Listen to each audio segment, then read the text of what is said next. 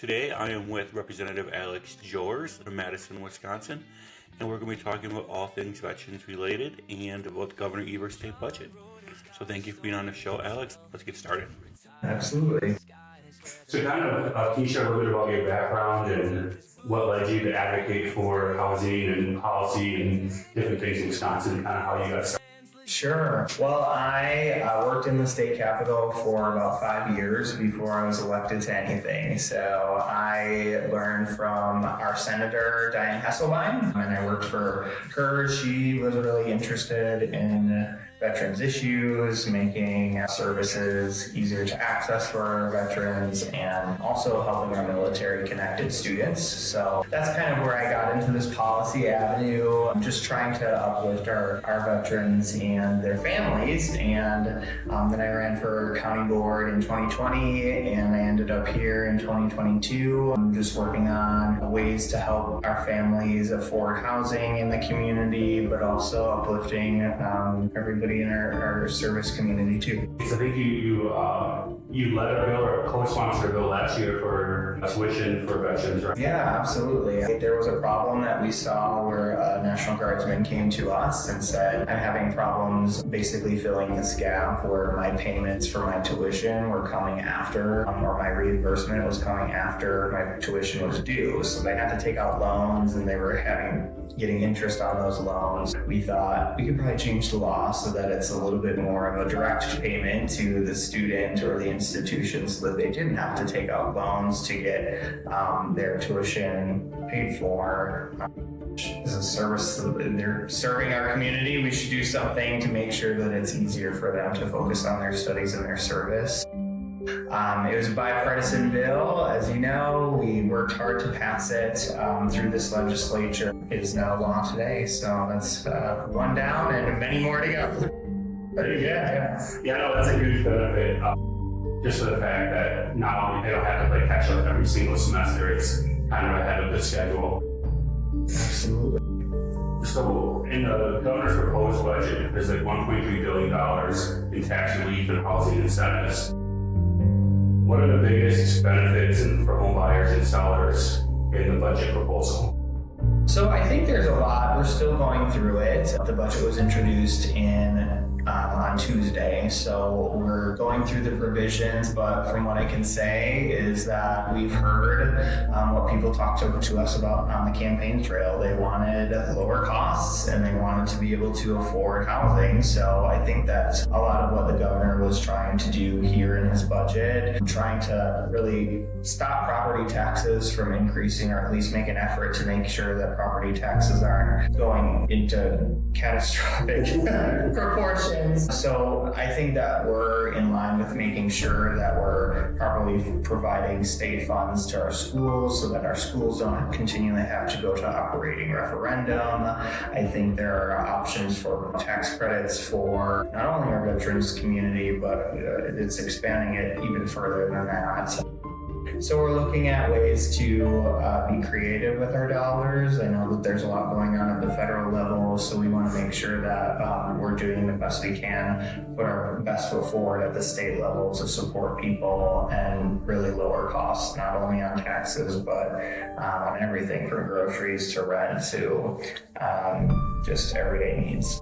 Yeah, I was surprised I didn't necessarily go through it myself. I had AI go through a lot of it, but I didn't realize all the things, like some of the stuff we've seen in the media is like just like not even 1% of the budget. It doesn't really include like the utility tax relief and some of the other things that are in the budget. So I think there's a lot of things that really people don't know about it. They've seen like some of the broader and more issues that have been kind of brought up, but otherwise I feel like a lot of it is not even touched yet. People don't even know about. So. You're right. I think that there are very small pieces of the budget that get a lot of headlines and a lot of focus, but I think there's a lot of good programs that we need to not only invest in because they support people and they make people's lives easier, but we need to talk about, how those programs are making people's lives easier. That's something that we'll do in the coming months. I usually hold budget listening sessions where people can come and ask questions and give me their thoughts, because this budget, as you know, will go through an entire process where it's amended by the majority party, and we'll try to put in our input there as well to keep in what people actually are excited about and think will help their family. Because when is the budget actually, is this for 2025 or 2026 budget, or? The budget runs on a biennial session, so the current budget that's in effect right now will go until July, and then we start over the fiscal year, and it's a 2-year process. So we hope that the legislature always makes the goal to pass the budget before the fiscal year ends. We hope to do that again, but there are times, and I think there are a few in my history that I recall, but there are times when it goes past that fiscal year and those spending decisions just kind of carry over to the next budget is passed. But obviously the goal is to get the job done. So we'll do that, and then the new fiscal year will start in July, hopefully with some good investments in programs that our constituents care about. And then, so one of the things is the homestead tax credit, and they want to expand it to the homestead tax credit. Can you tell us a little bit more about that and who would qualify? Sure. So the homestead tax credit is actually a bill that my caucus and I have authored, and we did it. One of the first bills that we put forward this session. It's really just to provide a little bit of property tax relief to lower income earners, but we're moving that income up a little bit to, I believe it's $35,000 around there. So it's a start. There's more we need to do. That's not going to cover relief for everybody. So that's a good step that's also in this budget now. We hope to retain that so that we can build on it for other relief on costs for everybody. But if we start with that, then more people can afford to move into our communities and make sure that they're able to get housing and access to services. So we hope to see that bill or that piece of the budget move forward. And it really just starts a conversation around how we can make housing more affordable. It's $35,000, in Dane County especially, that's pretty well below, I think, the average household income. Right. So, like I said, we need to do more work to make sure that not only here in Dane County, but across the state, we're making sure that there's enough housing for everybody to access, but also, moving the needle for folks that are really in need of just getting their foot in the door. And then the veteran property tax credit, one of the major things we talked about, actually I loved it, so we've been talking for a year now. Yeah. Time flies. Somebody, thank you for listening and being active and emailing and talking and all that kind of stuff. Actually, way back when I reached out to 3 or 4 people. Oh, really? And a couple of them might not have got a response from. One was just a simple, I support those things. Okay. And so you were very active and, hey, here's what you can do, here's how you can follow the bills. And so I was like, let's just, nice that you and your office took time to say, hey, here's what you can do, here's how to track it. So that was pretty cool that you guys have done that. And I'll say, that is something that I feel like a lot of people in my role need to do better at, is giving you a next step, figuring out how our constituents can engage with the process. When we talked the first time, that bill was introduced, and it got pretty far along the process, but it got hung up a little bit at the end. And I think it's just because sometimes the message gets lost, or people lose interest and don't track it. I mean, you did a great job at tracking it, but we need everybody to be, pushing for these good pieces of legislation so that they make it all the way to the end of the finish line and get into law. So we'll keep trying with this one, and hopefully this session will make a little bit more headway and hopefully get it into law. Hopefully. So what are some of the changes in the veteran property tax bill that they have, that the governor has proposed in this budget?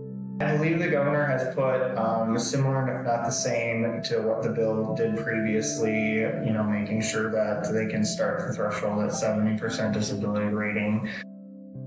More veterans can access that credit. So we hope to move on to that, include renters in that too. And, I think that the goal is to keep that provision in the budget. And, if the majority party decides to take it out, we'll push for it in standalone legislation. That's how it came out last time. So we'll make sure to keep moving forward on that. And then I think that we've talked about making sure that this is not the end of the conversation. Like, there's more work to be done to ensure that our service members are able to get the benefits and access the credits that they need, because oftentimes, like, a lot of this is complicated and it's not always the easiest thing to access these credits or these benefits that you're rightly deserved to. So that's part of the conversation too. Bringing more people in and then making sure everybody knows. Nice. Yeah, I think the rental credit, I think, is a huge, I think for some of the median income or lower income veterans, that's one of, I'm a big proponent of the tax credit for the property owners, but the rental side, almost in my opinion, means heavier. There's more assistance, like paid assistance that they probably need more than maybe some others. So I think that was a good addition to the budget. Yeah, exactly. One of the other major things I saw in the budget, I didn't even know was in there, like I said, was the relief on the taxes for energy assistance and stuff like that. So can you tell us a little bit more what that means in the budget? Yeah, I was excited to see this provision too. I think this goes back to what the governor is trying to do, and what I agree with is making sure we're actually lowering costs for people and doing it in every way from energy to everyday needs. So I know that if this provision was to pass, it would save Wisconsinites about 49 million in the first fiscal year and 105 in the second fiscal year. So that's a big savings, especially when we're looking at, at the federal level, potentially policies that are being put into place that might raise energy rates. So we're really looking to see what we can do as a state to make sure that we're stabilizing folks and making sure that they can, afford to live in not only this community but across the state. So I hope to see that move forward, but I think there's definitely conversations around that we can continue to have, just making sure that people can afford to pay their heat, their electricity. There are programs that are in existence right now with assistance for those things, but let's see if we can, as many people as we can with this proposal. It's like you said, the Homestead credit, and you said we start to add a few other things. How do you make more of a larger impact on the families and people in Wisconsin? Exactly. In terms of housing affordability and supply issues and all that stuff, Dane County and just across the state of Wisconsin, housing is very limited. Wisconsin's workforce housing credits will help with some new construction and affordable housing development, possibly, do you think, or?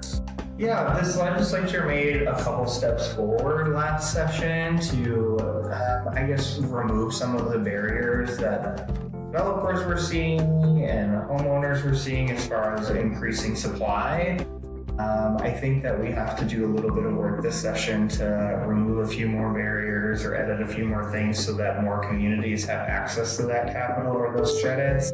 So I'm going to be part of those conversations. I already started with a couple of my colleagues on the majority side, just talking through how we can make this money a little bit more accessible to folks that are wanting to help increase the supply of housing across the state. So one issue that I'm interested in is there's policy to use TIF districts and extend those to be able to move more workforce housing and build more affordable housing for people in our communities. And that's something that I'm hoping to look at extending, or at least produce legislation that would do that. This. I think that it's about one of the big parts of the problem is there's not enough supply, or there's not enough housing for folks. We hope to push that forward a little bit. It's a tricky puzzle to put together, as you know. But I'm part of this, hoping to move the solution forward at the state level. So I saw some statistic a while ago that we were short like 3,000 housing units or something, but then we had 15,000 more people coming to the state. It's just, the problem's already there, and then you start adding more and more people, and it just kind of expands from there. Especially here in Dane County, our county is like, everybody wants to live here, and that's great, but we're really growing, and we need to keep pace with being able to, provide the supply of housing that people are looking for. So I hope people keep moving to Dane County, but we gotta keep it on somewhere. Yeah, that's one of the things that you were excited about. I don't know much much about it. I just know it does revitalizes I think some downtown stuff. That's all I know. But is the Main Street bounce back? Can you tell us more about that? I know when we emailed, you were pretty excited about that. And I'm glad you picked this one out because it's a bill that had been in the governor's last budget. It was taken out. I reintroduced it as standalone legislation. I got bipartisan support. Didn't make it all the way through the finish line, but I'm really pushing for it this time, or at least in some way to get funds available to small businesses to be able to start their business or expand their business into vacant commercial properties or vacant business properties.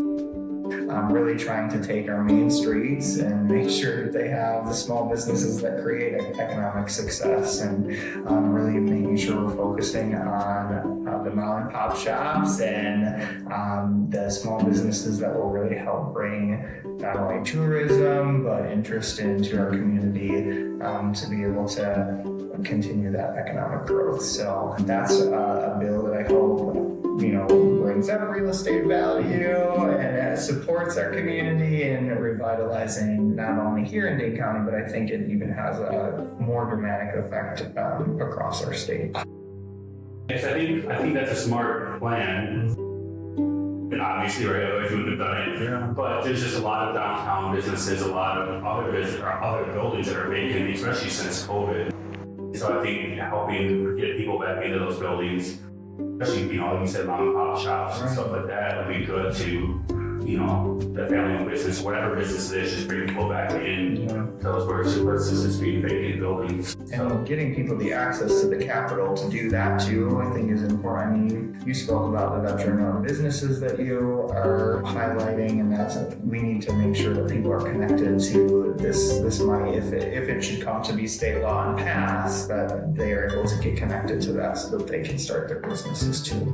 Exactly. So we went on to some of the veteran things, which you've been very supportive of. Many veterans that I work with struggles like getting into housing and stuff like that. Just because right now it's a really competitive housing market. Are there any legislative efforts to kind of help veterans get into homes right now, or anything like that you know? I know that we need to do better. We need to put forward, I feel like it's two-pronged here. We need to do more to support veteran services and being able to make sure that VA is funded, making sure that CVSOs are funded, donating to these so that we can connect those people to the services that they need. But also, we need to look at things like the Veterans Property Tax Credit and how we can build on that.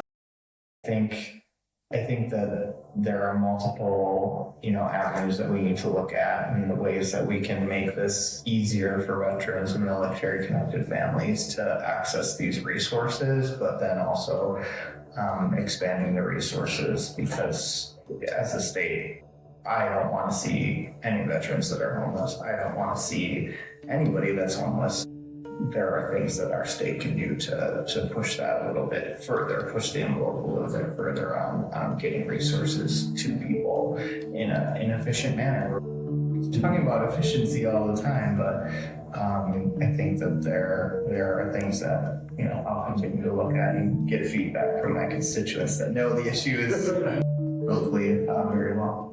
One of the things that I didn't tell you about this yet is what I just went out this morning. So California actually, they incentivize sellers. They give the sellers a 2-year decrease in property tax credit if they accept the offer from a veteran. Interesting. Yeah, so if a person's selling and they accept the veteran's offer, the next 2 years they'll get reduced property tax credit for accepting. Send it my way. Hey, I know uniformity clause, like you brought up before. Yeah. So that would be a way to do a credit or something like that versus, offering because we can't do the exemption or whatever we had. So that's actually good. In drafting legislation, oftentimes we look at what other states are doing first, because if that idea is already existing somewhere else and is working, it's easier for us to implement in Wisconsin. So that's good to hear. The next part is, so one of the things that we noticed in the budget, and this is the question you already have, is that so in past budgets they've included money for homeless veterans,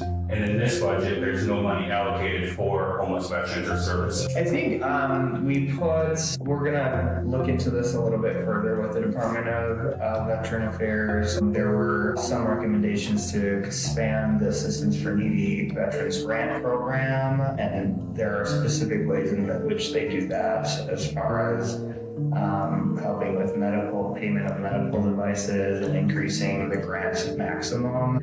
So I can get that to you too. We're still working through, but look, I mean, we need to do a better job, as I said before, and we have a $4 billion surplus right now. There are many things that money could be doing that could specifically help these programs, to help veterans, to help our homeless population, and that's something that I want to see some work done on this session, is just getting people together to make sure that this money isn't just sitting in Madison. And we do have a rainy day fund as well.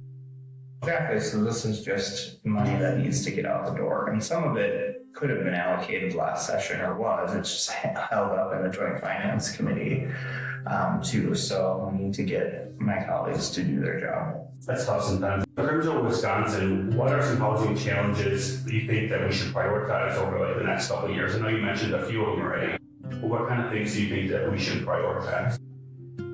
There are already things happening at the county level to help build more affordable housing and provide funding to make sure that we're providing at least a little bit of rent relief for folks.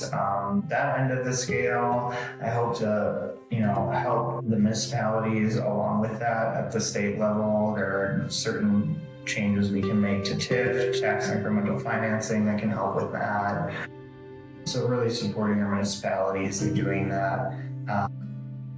It's tough because we also have to support our schools, districts, and making sure that, like I said before, they're not having to go to referendum every year to keep up with their operating costs and eventually raising property taxes. And people, we live in a community where people will vote for that, and those referendums will pass, but they'll see their property taxes continue to increase because the state isn't picking up their end of the bill. So there are some cities that won't pass those bills. Yeah, and there have been school districts that have actually been looking at closing down because they can't keep up, and the state is not providing what we need to in terms of keeping our public schools supported. So that's a big part of the issue.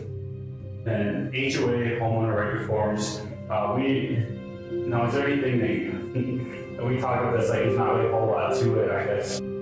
I would say with that, a lot of it is just local control. The state won't really, I think we talked about this before, the state won't really pass legislation that is impeding on local control, or at least I don't want to do that. Oh, yeah. So I think that I would encourage folks to get involved with their HOA and their homeowners association, because there are a lot of decisions that happen there that will impact their properties. That's what I want to say. I got involved in local government specifically because of an HOA issue, because I wanted more voice in the decision-making power. That makes sense. Yeah, no, when some of the numbers I gave you, on terms of veterans, they're usually around 3% or so of the total home sales. Right. And then on condos and stuff like that, they're at about 1%. And a lot of condos are shifting to policies that don't allow rentals now. And part of the VA loan requirement is that it has to be able to be rented in case you deploy or resets, even if you're not even in the military anymore. Right. So you can get an exemption and stuff like that. VA red tape and stuff like that. So that's just an example of that, I guess. Well, there you go. And we need to have more of those conversations.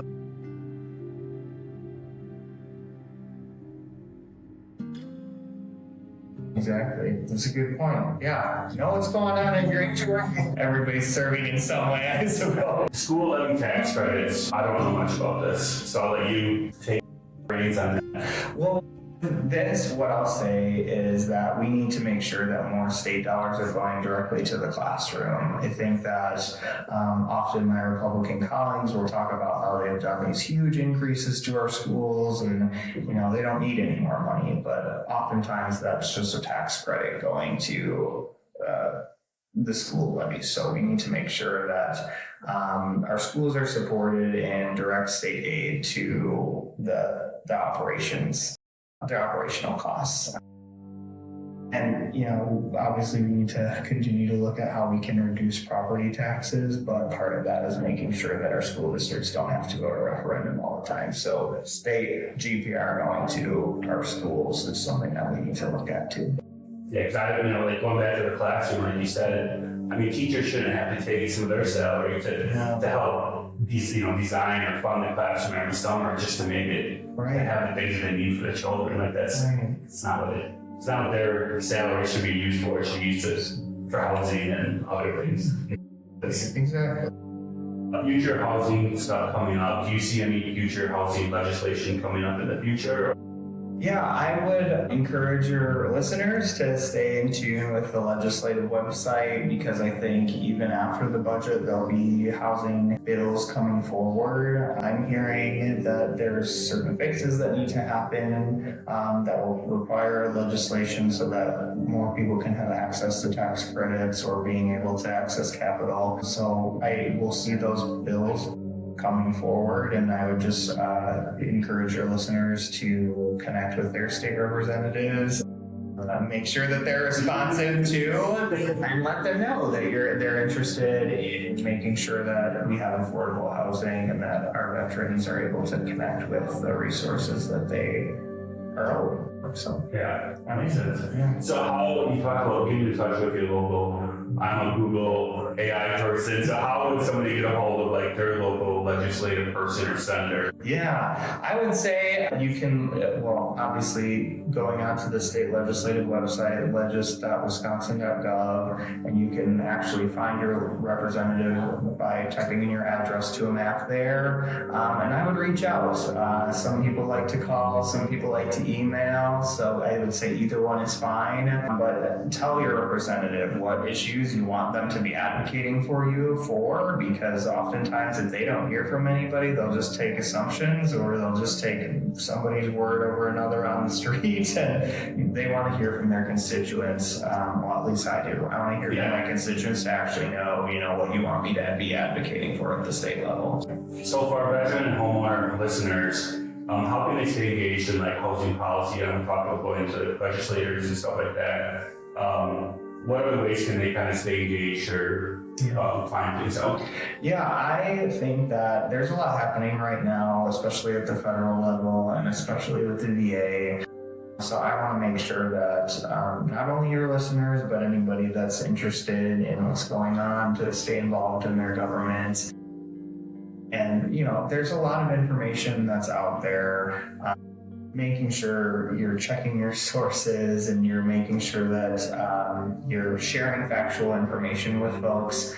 But I think that we need to stay engaged, and our people's representatives, legislators, men, U.S. senators need to know where their constituents stand on issues. There are massive layoffs right now, or massive retirements right now from the VA at the federal level because of what's happening with quote-unquote efficiency. So we need to pay attention to what's going on there, because we don't want our veterans to have any less service that they have in their health care. As it relates to housing policy, we need to make sure that we're continuing to uplift the message of we need more affordable housing, we need better housing supply, we need more resources into our communities as they grow. I would just tell your listeners to, stay engaged in not only their state government, not only their local government, but the federal government as well. So one other thing too, I didn't plan on asking, but you kind of brought it up, is so you said before that there was bipartisan support, right? But then it never became law. So what is that? So one, in high school, I didn't pay attention a lot. I'll admit it. So civics wasn't my strong suit, still isn't, but I'm getting there. So what is it? So like you get a bill, you introduce it, both the parties support it then, but then it just doesn't come into law? It doesn't make sense. Sometimes it doesn't make sense. Sometimes there's one person in leadership that will hold up a bill, even though it has a lot of bipartisan support. If that one person in leadership doesn't like it, maybe it doesn't get scheduled to the floor.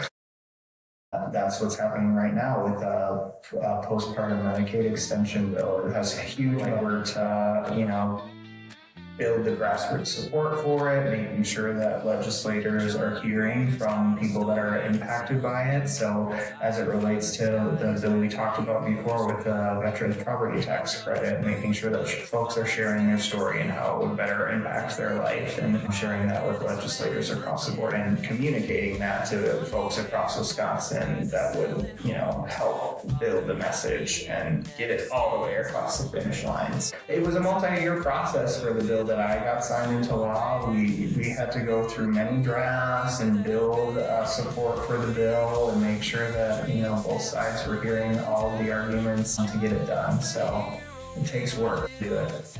Awesome, thank you. Yeah, so that's just one of my random questions.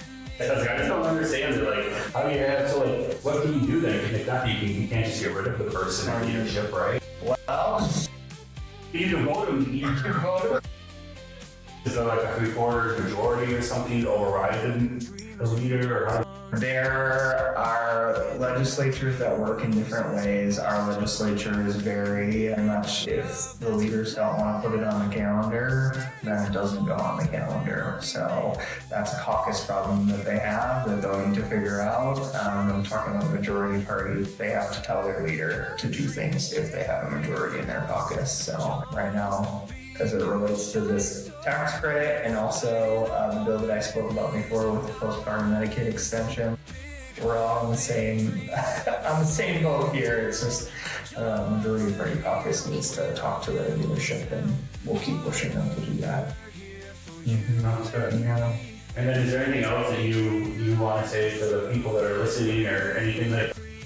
I really appreciate being on with you, John. You've been a great feedback from me, providing me ideas to think about, and I'm going to keep pushing to get more good policy done. Awesome. Well, thank you, sir. Appreciate your time. I know it's a busy day. You got lots going on, and talking to me is lots. No, you're an important constituent. Do something. Yes, you are. Well, yeah, I have more constituents coming in, so it's going to be good. Awesome. Well, thank you, sir. Appreciate your time. I feel like I have an audience right here. As always, thanks for tuning into the Veteran Realtor Podcast. I hope you guys enjoyed the show. If you haven't already, please like and subscribe to our channel so you can get more news and updates just like this. And leave a comment below of what you thought of the episode, and if there's any legislation you would like to see, or veteran bills or things you would like advocated for. Hope you guys have a great day, and see you guys all around.